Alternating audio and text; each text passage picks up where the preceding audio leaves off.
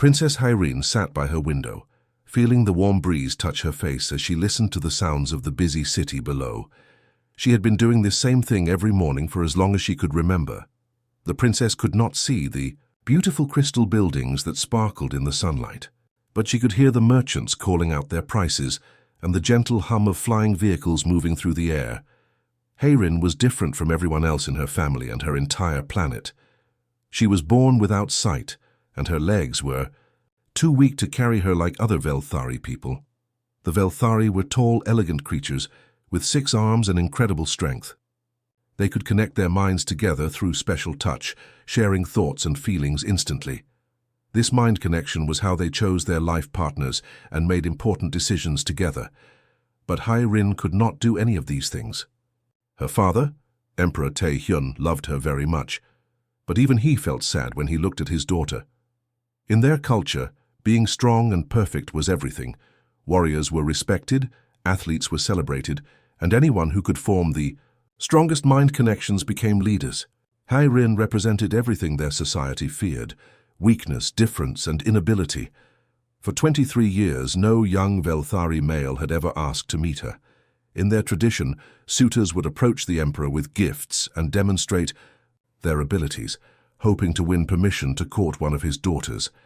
Hyrene's 2 sisters, Sujin and Yuna, received dozens of visitors each month.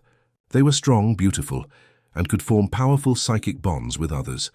The princess spent her days alone in the highest tower of the palace, with only her elderly servant Mi-young for company. Mi-young had cared for Hyrene since birth, and was the only person who truly treated her normally. She would describe the world outside in detail, helping Hyrene imagine the colors and shapes she had never seen. During quiet afternoons, Hyrene would compose poetry in her mind. She had an incredible gift for words and could create beautiful verses about emotions, dreams, and the mysteries of life. But nobody knew about her talent because she rarely had visitors.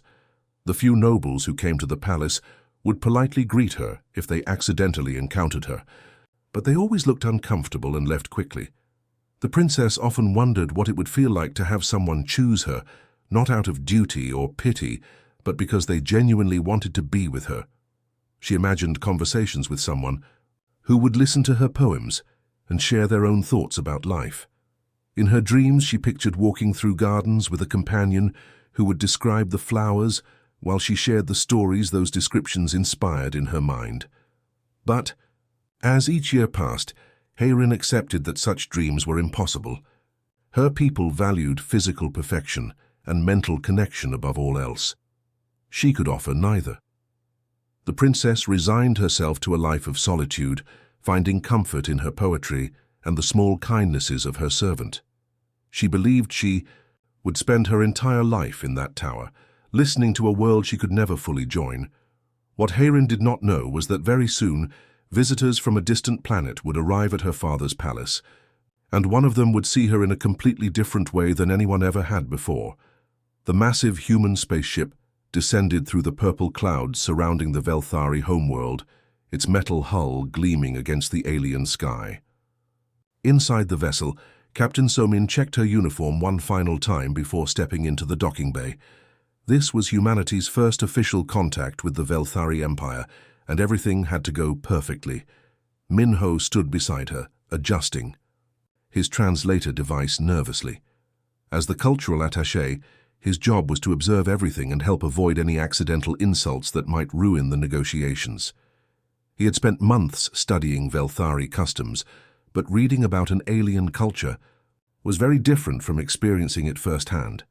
The airlock opened with a soft hiss, and the humans got their first real look at the Velthari people. They were even more impressive in person than in the videos.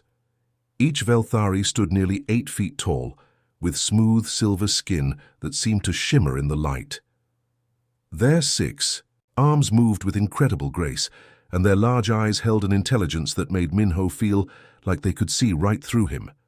Emperor Tae-hyun greeted the human delegation with formal politeness. His voice was deep and musical, speaking perfect English through his own translation device. The emperor's 2 daughters, Princess Sujin and Princess Yuna, stood beside him wearing elaborate robes that sparkled like starlight. They were beautiful, and confident, clearly comfortable with their roles as representatives of their people. The grand tour began immediately.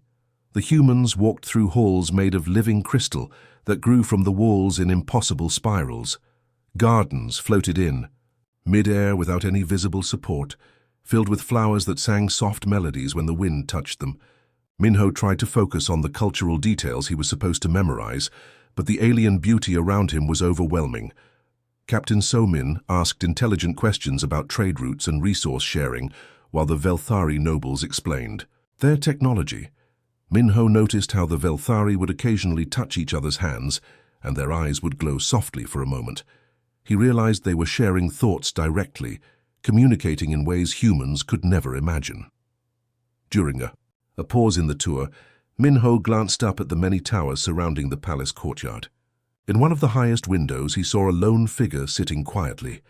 Unlike the other Velthari they had met, this person seemed smaller and more fragile. She was looking out the window with a peaceful expression, as if listening to something. Only she could hear. "Who is that?" Minho asked quietly, pointing toward the tower. The Velthari guide, who had been explaining their architecture, suddenly looked uncomfortable. "That is the broken princess," he said, using words that clearly caused him pain to speak. "Princess Heirin, she cannot participate in our bonding ceremonies due to her limitations." Before Minho could ask more questions, another guide quickly stepped forward. "Please, let us continue the tour. There are many more important things to see." They practically pushed the humans along, clearly wanting to move away from any discussion of the princess in the tower. That evening, Minho sat in his assigned quarters aboard the human ship, unable to stop thinking about the lonely figure he had seen. He pulled up all the research files about Velthari culture on his computer and began reading more carefully than ever before. What he discovered made his heart sink. The Velthari society was built entirely around their ability to share, minds through touch. Their marriages, their government, their entire social structure depended on this psychic connection. Anyone who could not participate in these bonding rituals was considered incomplete, unable to truly belong to their society. Minho realized that Princess Heirin had been living her entire life as an outsider in her own home. Minho knew he was breaking every rule in the diplomatic handbook, but he could not stop thinking about the princess in the tower. That morning, he approached Captain So-min with an unusual request. "I want to meet Princess Heirin," he said simply. So-min nearly dropped her coffee cup. "Are you insane? We're here for trade negotiations, not to get involved in their royal family drama." But Minho had made up his mind. "Captain, we're supposed to understand their culture, right? How can we truly understand the Velthari if we ignore part of their society?" After much arguing, So-min finally agreed to let him try, though she warned him that any diplomatic disaster would be his responsibility alone. When Minho made his request to Emperor Tae-hyun, the tall alien ruler looked genuinely surprised. His 6 arms moved in what Minho had learned was a gesture of confusion. "You wish to meet Heirin? May I ask why?" the emperor asked carefully. "In human culture, we believe every person has value and wisdom to share," Minho replied honestly. "I would be honored to learn from her." The emperor studied the young human for a long moment, then slowly nodded. "Very well, but I warn you, she may not wish to receive visitors." An hour later, Minho found himself climbing the winding stairs of the crystal tower, his heart beating faster with each step. He had no idea what to expect or even what to say. When he reached the top, he knocked gently on the door. A soft voice called out in the Velthari language, which his translator converted to "enter." Princess Heirin sat by her window, and Minho was struck by how different she looked from her sisters. Where they were tall and imposing, she seemed delicate, almost fragile. Her silver skin had a softer glow, and her large eyes held a depth of sadness that made his chest tighten. When she heard his footsteps, Heirin turned toward him, then immediately tried to move away. "Please," she said quietly, "you do not need to pretend politeness. I know why you are here." "Actually, you probably don't," Minho said gently, staying where he was. "I came because I heard you are a poet, and I was hoping you might teach me about Velthari poetry." Heirin stopped moving, clearly shocked. You want to learn poetry? From me? If you're willing to share it, Minho said. I've read some translations, but I imagine they lose a lot of beauty in the conversion. For the first time, a small smile appeared on Hairin's face. She invited him to sit near the window, though she kept some distance between them. As they talked, Minho found himself describing the view from her tower.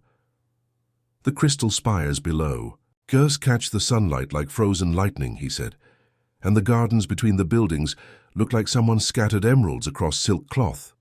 Hairin listened with growing wonder. Frozen lightning, she repeated softly. I never thought of light that way. How do you think of it? Minho asked. I feel it as warmth on my skin, she said, like gentle fingers touching my face. Minho smiled. That's beautiful, much better than my description. As the afternoon passed, they exchanged different ways of experiencing the world. Hairin shared some of her poetry, her voice growing stronger and more confident as she spoke. Minho was amazed by the beauty of her words and the deep emotions they contained. Why don't more people know about your poetry? He asked. Hairin's smile faded. Because they see my weakness before they hear my words. Then they're missing something incredible, Minho said firmly. For the first time in years, Princess Hairin felt truly seen by another person. Over the next 2 weeks, Minho found excuses to visit Princess Hairin every day. What started as curiosity had grown into something he had never experienced before.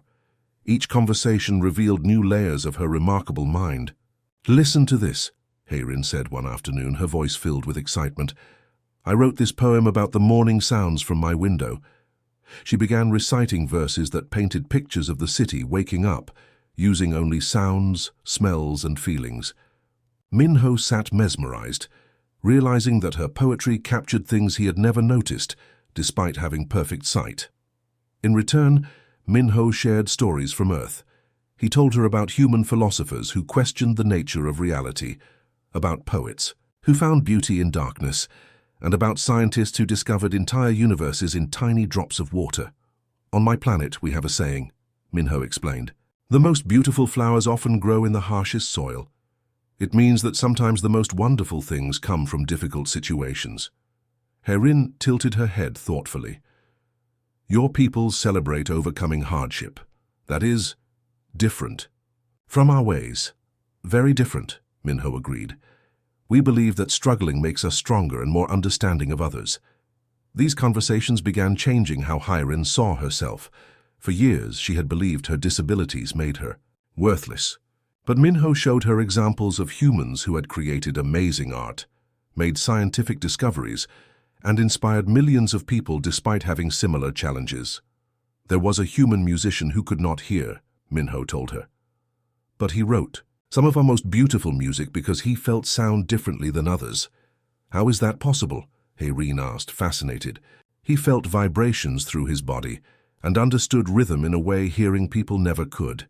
His limitation became his greatest strength.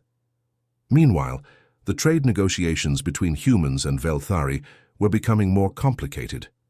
Cultural misunderstandings kept creating problems that Captain Somin could not solve through normal diplomatic channels. They keep saying our proposals show disrespect, but I cannot figure out why, Somin complained to Minho after a particularly frustrating meeting. Minho had learned to rely on Hairin's wisdom for understanding these cultural puzzles. When he described the problem to her, she immediately saw what the human negotiators were missing. Your captain offered to shake hands with the trade minister, correct? Hairin asked. Yes, that is how we seal agreements on Earth. But among the Velthari, touching hands is how we share minds. By offering to shake hands without the ability to truly connect, your captain accidentally suggested that humans consider themselves superior to our bonding abilities. Minho felt his heart sink. This misunderstanding could destroy the entire diplomatic mission. What should we do? He asked desperately. Hairin thought for a moment.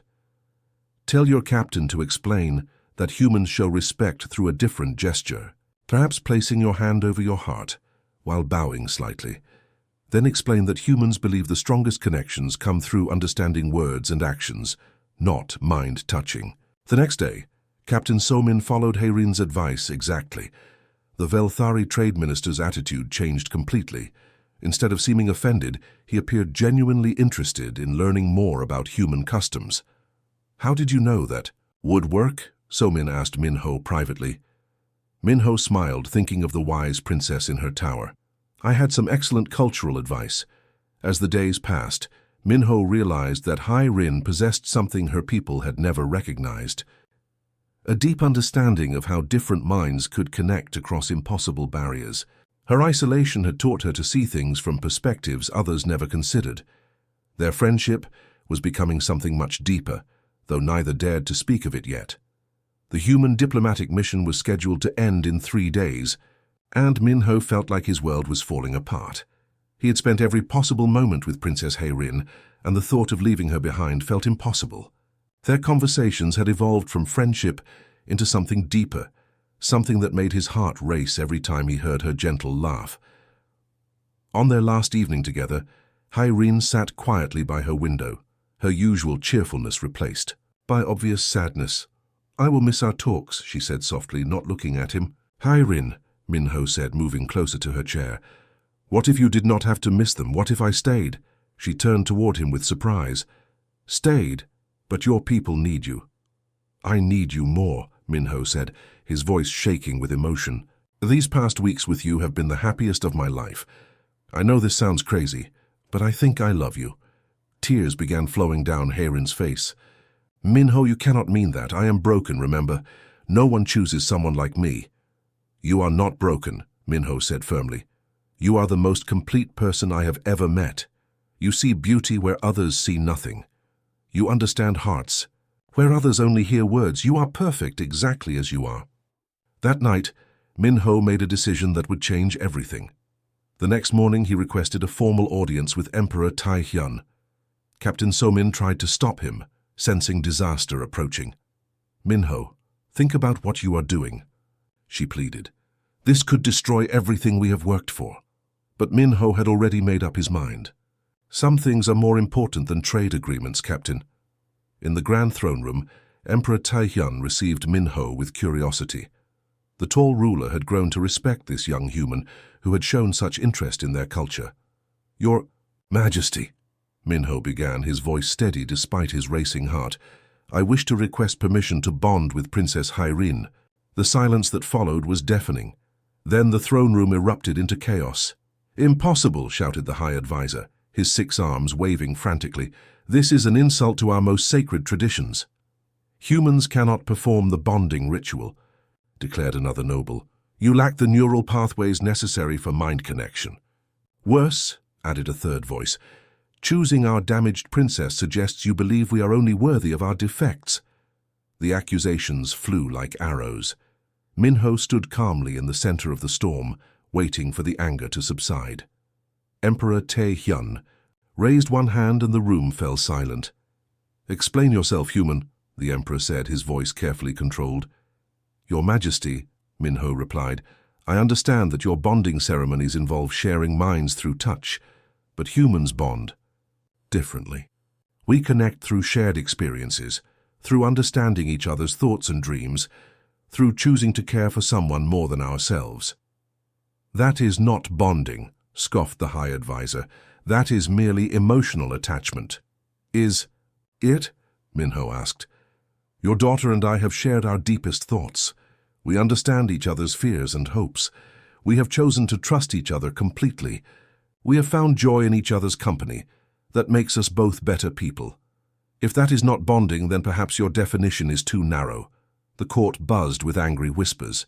Several nobles demanded that Minho be expelled immediately for his disrespect. But Emperor Tai Hyun studied the young human with growing interest. "You truly believe you love my daughter?" "I know I do, Your Majesty. And I believe she loves me." The emperor was quiet for a long moment. Then he spoke words that shocked everyone present. "I will consider your request." News of Minho's shocking proposal spread through the palace like wildfire. By evening, every noble, servant, and guard knew that the human had dared to ask for Princess Hai Rin's hand. The reaction was explosive. "This is madness," declared Lord Kyung-soo, the emperor's chief military advisor. "We cannot allow our royal bloodline to be tainted by this farce." "The human mocks us," added Lady Jinnah, the head of the noble council. "He chooses our weakest member to insult our strength." Even Princess Sujin and Princess Yuna, who had always been kind to their sister, looked uncomfortable with the situation. They worried that this scandal would damage their own reputations and marriage prospects. Emperor Taihyun spent the night in deep thought.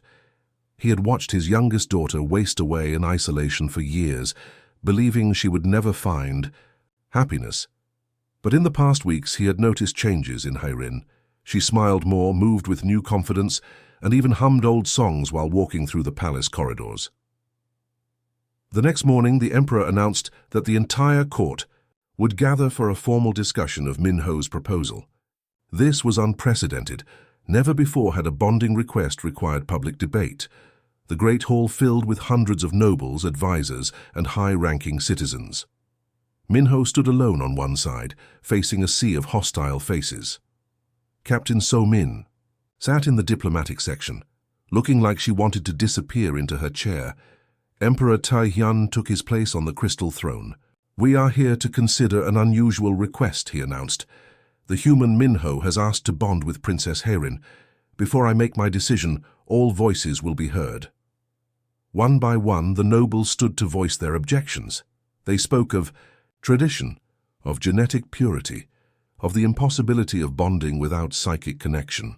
Some suggested that Minho was mentally unstable, while others claimed he was part of a human plot to weaken Velthari society. Through it all, Minho remained silent and dignified, though his hands clenched into fists at his sides. Then, anew, a voice cut through the angry speeches. "May I speak?" Everyone turned in shock. Princess Heirin had entered the hall, walking slowly but steadily with the help of a mobility device that Minho had given her. She had never appeared in public court before, and many of the younger nobles had never even seen her up close. "Heirin," Emperor Taehyun said gently, "you do not need to subject yourself to this." "Father, I have been silent for 23 years, she replied, her voice carrying clearly through the massive hall. "Today I choose to speak." As Heirin made her way to the center of the room, the crowd fell completely quiet. Many had expected her to be as physically weak in speech as she was in body. They were completely unprepared for what happened next.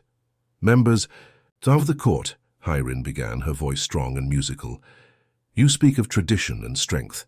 But what is tradition without growth? What is strength without compassion?" Her words flowed like poetry, each sentence carefully crafted and beautiful. She spoke of love that transcends physical limitations, of bonds that form through understanding rather than mere touch, of the courage required to see beauty in unexpected places. "Minho does not choose me despite my disabilities," she declared. "He chooses me because of who I am, my thoughts, my dreams, my heart. Is this not the deepest form of bonding possible?" The court was stunned into silence. This eloquent, intelligent woman bore no resemblance to the broken princess they had dismissed. "I propose a new ceremony," Heirin continued, "one that honors both our cultures. Let us show that love can bridge any gap, even between species." Emperor Taihyun looked at his daughter with new eyes, seeing her clearly for perhaps the first time in her life. After 3 days of heated debate, Emperor Taehyun made his decision. Standing before the assembled court, he declared that the bonding ceremony would proceed, but with modifications that honored both human and Velthari traditions. The announcement sent shockwaves throughout the galaxy. News of the first interspecies. Royal bonding spread faster than light across star systems.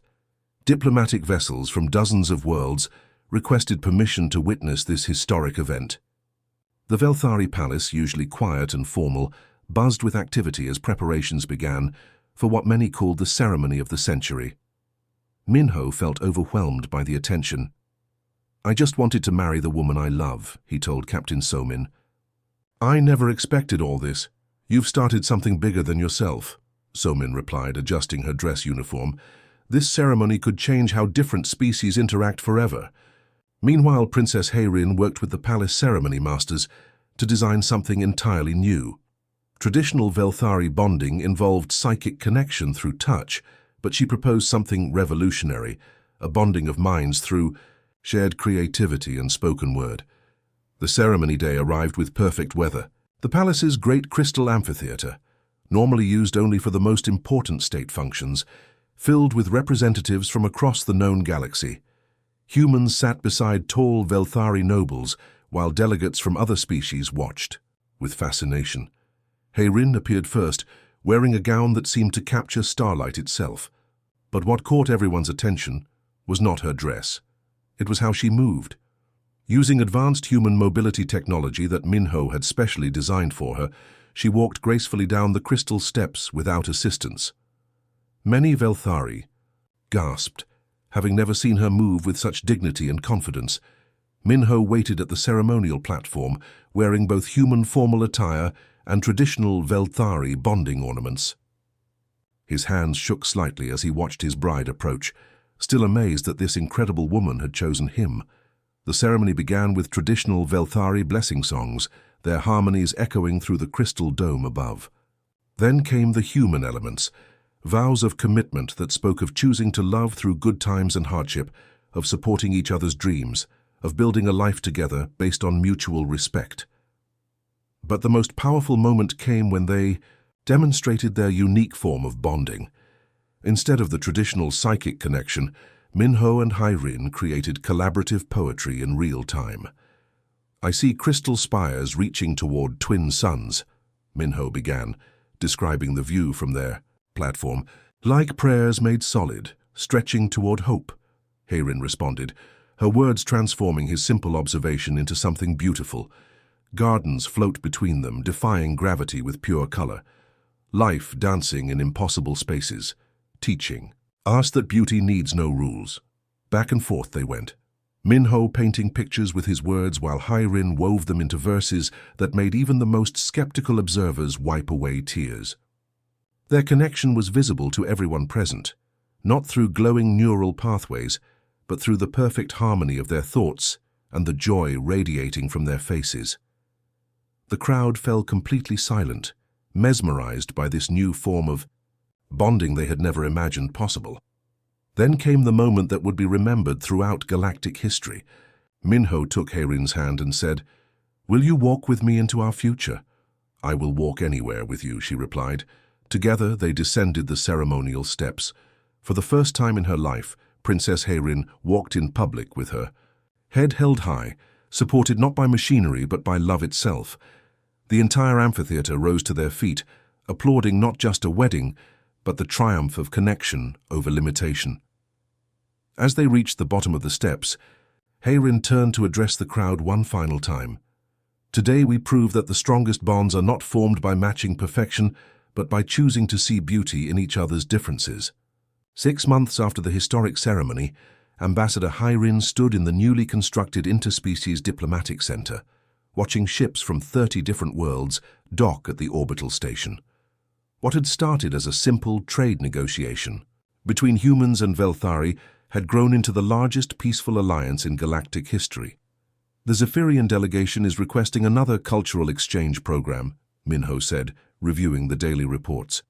"They want to learn our collaborative poetry techniques," Hayrin smiled, still amazed by how much her life had changed. "Schedule them for next week, and make sure we have translators who can handle their musical language patterns." The success of their alliance had surprised everyone, including Hayrin herself. Her unique background as someone who had lived on the margins of society gave her insights that traditional diplomats completely missed. When species couldn't understand each other, she found ways to bridge the gaps. The crystalline beings, for example, had initially refused to work with any soft flesh species. But Hayrin understood their isolation. They had been treated as monsters because they looked different. She arranged for them to meet through virtual reality first, focusing on sharing ideas rather than physical appearances. Within weeks, they became some of the Alliance's strongest supporters. Her poetry had become even more popular than her diplomatic work. Collections of her translated verses were bestsellers on dozens of worlds. Young people from countless species found inspiration in her words about overcoming challenges and finding beauty in unexpected places. "Have you seen the latest reports from the Velthari homeworld?" Minho asked, pulling up a holographic display. Hayrin reviewed the data with growing amazement. The changes in her own society were perhaps the most dramatic of all. Seeing their former broken princess become one of the galaxy's most respected ambassadors had forced the Velthari to completely reconsider their attitudes about disability and difference. Princess Su-Jin, who had once been embarrassed by her sister, now worked as an advocate for disabled Velthari citizens. She had established schools that taught alternative forms of communication and bonding for those who couldn't participate in traditional psychic connections. "Listen to this," Minho said, reading from a news report. "The Velthari Academy of Sciences just announced a breakthrough in developing technological aids for citizens with different abilities. They're calling it the Hyrin Initiative." Even more remarkable were the personal stories flooding in from across Velthari space. Young Velthari, who had been hidden away by their families, were now being celebrated for their unique talents. A blind Velthari mathematician had solved a century-old equation. A Velthari born without psychic abilities had become a famous artist, whose sculptures were displayed in the Imperial Palace. "Your father sent another message," Minho said, highlighting a communication from Emperor Tai Hyun. "He wants to officially apologize to all Velthari citizens who were marginalized due to their differences." Hyrin felt tears in her eyes. The father, who had once hidden her away, now proudly displayed her diplomatic achievements and used his royal platform to advocate for inclusion and acceptance. But perhaps the most meaningful changes were the smaller, personal ones. The Interspecies Diplomatic Center had become a gathering place for individuals from different worlds who had been rejected by their own societies. They found community and purpose working together, proving that diversity was not a weakness, but a strength. "Ambassador," her assistant interrupted, "the telepathic collective is here for their appointment." Hyrin straightened her formal robes and prepared to meet with beings who communicated only through pure thought. A year ago, she would have been terrified of such a meeting, convinced that her inability to connect psychically made her useless. Now she knew that her different perspective was exactly what made her valuable. "Send them in," she said confidently, "and prepare the empathy translation protocols we developed last month." As the meeting began, Hyrin reflected on how far she had come. The broken princess in the tower had become a bridge between worlds, proving that the greatest strength often comes from the places where we feel most vulnerable. 2 years after their historic bonding ceremony, Minho and Hyrin stood together on the observation deck of their embassy station, watching the most beautiful sight in the galaxy unfold before them. Ships of every shape and size docked peacefully at the massive space station. Sleek human vessels, crystalline Velthari cruisers, and dozens of other designs from species that had never cooperated before. "Remember when this was just an empty patch of space?" Minho asked, wrapping his arm gently around his wife's shoulders. Hyrin leaned into his warmth, still amazed by how natural their connection felt. "I remember when I thought I would spend my entire life alone in a tower, watching a world I could never join." Below them, the station buzzed with activity. In the cultural exchange halls, Velthari children learned human music, while human students practiced collaborative poetry. The medical center had become famous throughout the galaxy for developing treatments that helped individuals with various disabilities not just survive, but thrive. "The quantum builders want to join our alliance," Minho said, reviewing the latest diplomatic requests on his tablet. "They're offering to share their technology for building impossible structures." "What changed their minds?" Hyrin asked curiously. The quantum builders had been isolationists for centuries, refusing all contact with other species. Apparently, their leader's daughter was born unable to manipulate quantum energy like the rest of their people. They've been hiding her existence, for fear of shame. But after hearing about our story, they want to learn new ways of helping her contribute to their society. Hyrin felt her heart swell with pride and sadness. Even now, families across the galaxy were struggling with the same fears and prejudices that had once trapped her in isolation. As the station's artificial evening began, Hyrin moved to her favorite writing spot by the great window. Words had always been her way of processing the world, and tonight she felt inspired to capture everything they had accomplished. "What are you writing?" Minho asked, settling beside her. "A poem about transformation," she replied. her fingers moving across the holographic keyboard that converted her thoughts into multiple languages simultaneously. About how the things that make us different are often the things that make us special. She began to recite the verses as she wrote them. In towers of crystal I once sat alone, believing my differences made me unknown. But love has no eyes for the world's cruel measure. It sees in our struggles our greatest treasure. The galaxy thought strength meant being the same, until difference itself became our greatest game. Now ships dock in harmony where once was void, and barriers that divided us have been destroyed. Minho listened with the same wonder he had felt during their first meeting. That's beautiful, but you missed the most important part of the story. What's that? The part where a scared young human diplomat fell in love with the wisest person he'd ever met. Their love story had indeed become legend across the galaxy. Children from dozens of worlds learned about the princess who turned her isolation into understanding, and the human who dared to love differently.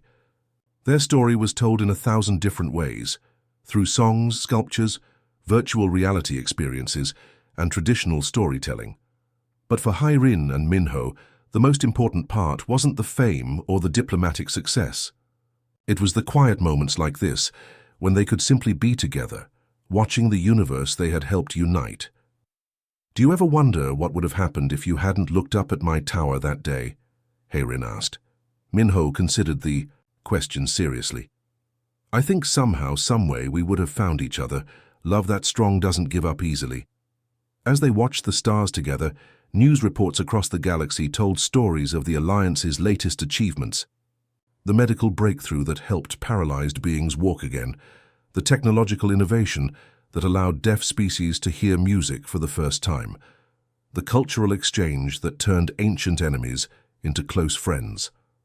But the most important story was still being written in the hearts of two people who had proven that the greatest connections happen when someone looks beyond limitations to see the soul within. Their love had not only united two individuals, it had shown an entire galaxy that true strength comes from embracing differences, not hiding from them.